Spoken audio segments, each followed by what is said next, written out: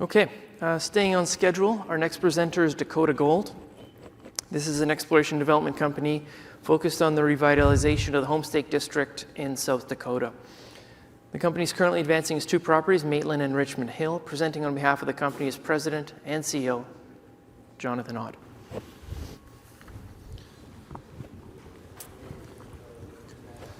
Thanks, Andrew. It's a pleasure to be here. So I'm Jonathan Odd, President and CEO of Dakota Gold, and one of its co-founders. I'm going to tell you today about our South Dakota-focused gold exploration development story with a very specific focus on revitalizing the Homestake District in South Dakota. A relatively new company.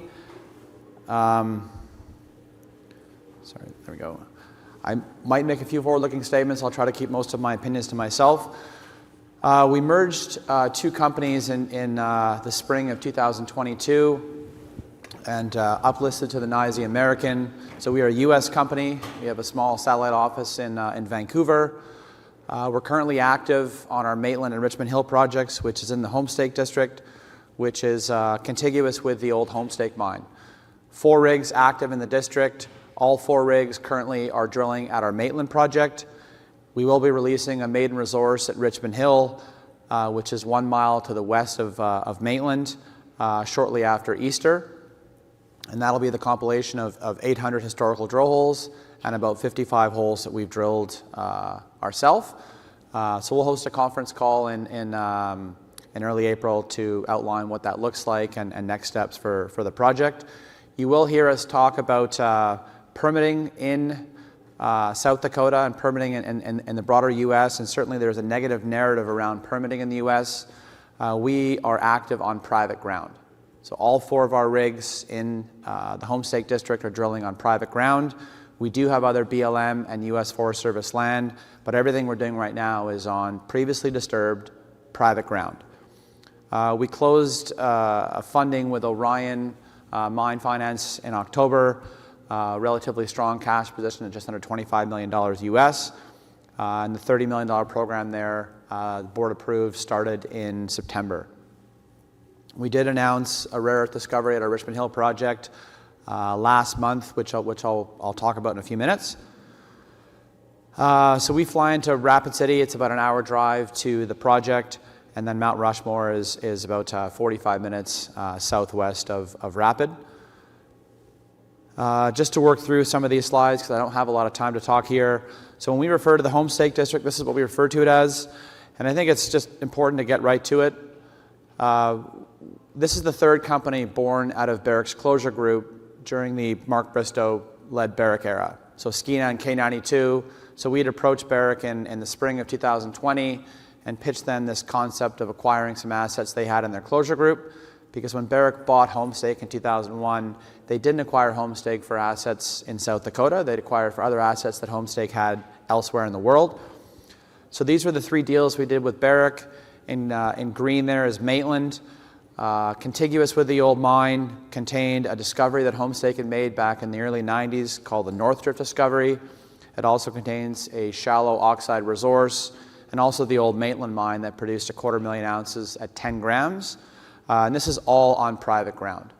The second deal we did with Barrick was an option over the surface of the old mine, highlighted here in red. And what this gave us was exclusive access to all of Homestake's data. So we acquired that a couple of years ago, and we've been digitizing all the data. So that was a huge undertaking for us, and I think we underestimated just how much data there was, and quite surprising that all of it was never digitized. And then the 3rd transaction we did with Barrick was Richmond Hill, which was a past-producing oxide heap leach project that belonged to LAC Minerals, and it's about a mile north of the Wharf mine. So the Wharf mine is the only active gold mine in the state that belongs to Coeur Mining.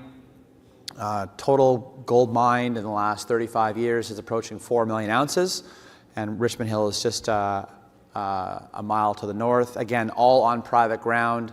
It's got a grandfathered permit, so it's something that we think we can develop and advance quite quickly. And again, maiden resource will be due out just after Easter. We will host a conference call. It'd be great if some of you could dial in. This is really what drove us to put these two companies together. On the right-hand side of the page here, that's the old Homestake mine.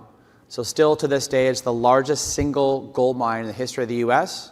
So 40 million ounces of gold was mined here at almost 9 grams. And again, the mine shut down in 2001. And again, Barrick did not acquire Homestake for assets that Homestake had in South Dakota. So you'll see a horizontal line there that goes out to the Maitland project. Homestake drifted out in the mid-90s. They spent $70 million. It was a bit of a Hail Mary attempt at keeping the mine open, and they made a discovery into what they call the North Drift discovery. That's on the Maitland project. So we are essentially drilling the up-dip portion of the North Drift discovery right now with our 4 rigs. We've made 2 discoveries here at our Maitland project, so I'll just transition into Maitland. We've discovered Homestake formation, mineralized Homestake formation on the Maitland project in our JV zone. We announced our highest grade intercept a few weeks ago at Maitland, which was 4.5 ounces per ton. So we're generally seeing grades in that sort of 8 to 12 grams in the mineralized Homestake formation in the JV zone. And we've also discovered tertiary epithermal mineralization that's typically an overprint of that Homestake formation. So with every drill hole we drill, we have an opportunity to encounter both kinds of mineralization. The tertiary this year will be a focus for us to really establish some dimensions. We can trace this tertiary unit over 10,000 feet. And so all 4 rigs are currently drilling in the Homestake district, or in Maitland right now. So we get asked a lot of questions about, okay, what's the size of the prize here? What are you guys going after? So on the lower right-hand side of the page here, in our last press release where we announced some holes from Maitland, we talk about this is akin to the western ledge system in the old Homestake mine. So 17, 19, and 21 ledge, over 6 million ounces at a 1/4 ounce. So we looked at thousands of historical drill holes and looked at all of the drill holes from 17, 19, and 21 ledge, and they're all in that 20 to 25 feet true thickness in that 1/4 ounce range.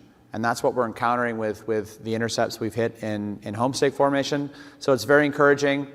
So again, the focus this year is to really tighten up our drill spacing and start to establish some dimensions not only in the Homestake formation, but in the tertiary discovery as well.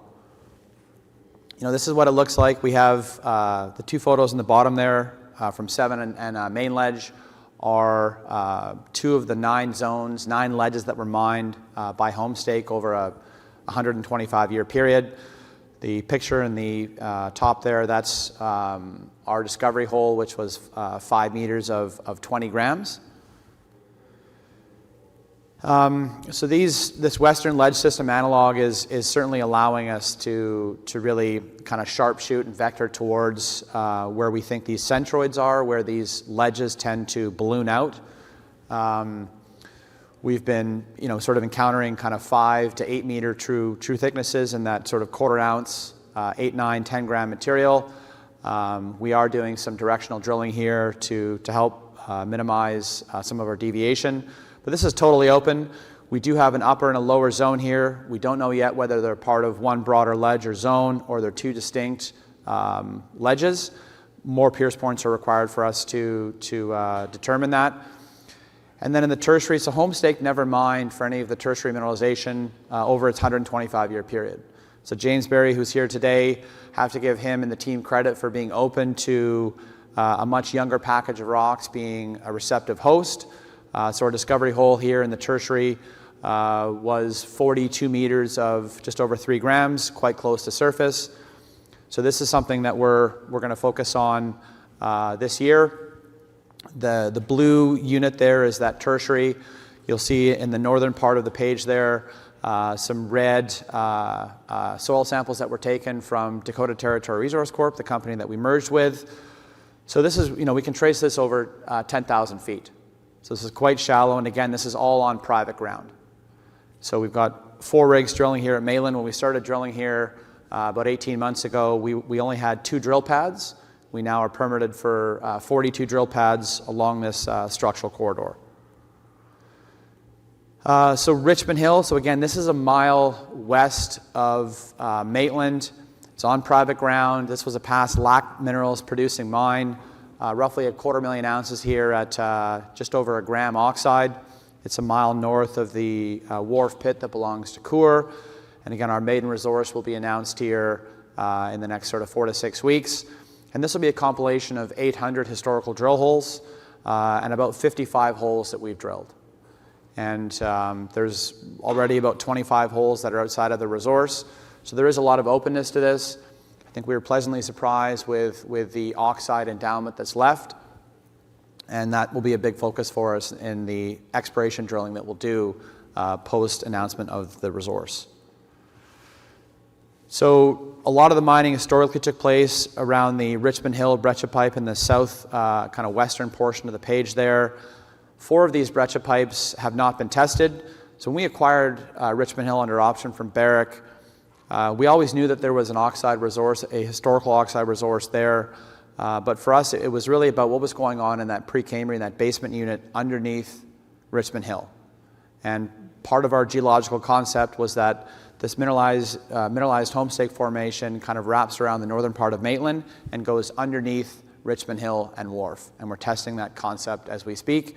Some of the last intercepts we've hit 1,000 feet of just over 0.3, so 300 meters of a gram. That's outside of the resource. And then we are seeing that the gold mineralization within the breccia pipes is not confined to just the breccias.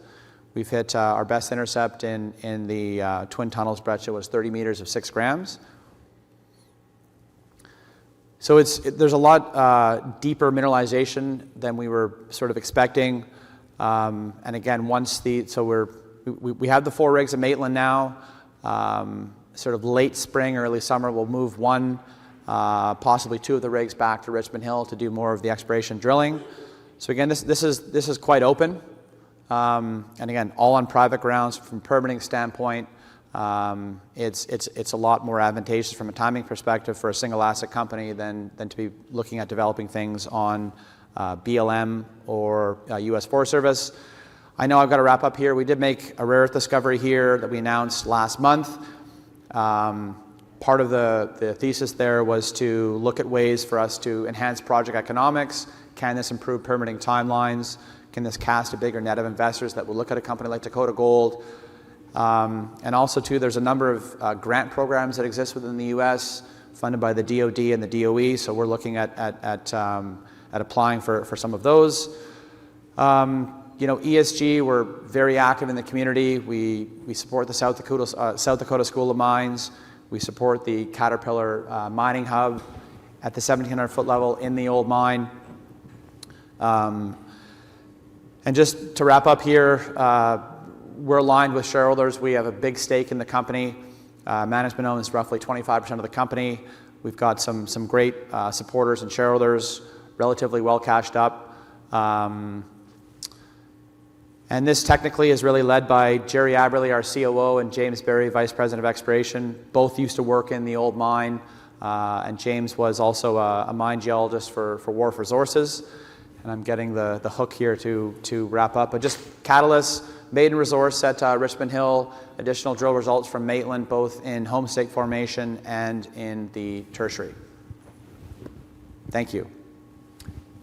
Thank you, John. I think we are going to wrap up, but I see that you've got your team here. If there are any questions, I'm sure you'll be able to handle them just outside in the corridor. Thank you very much.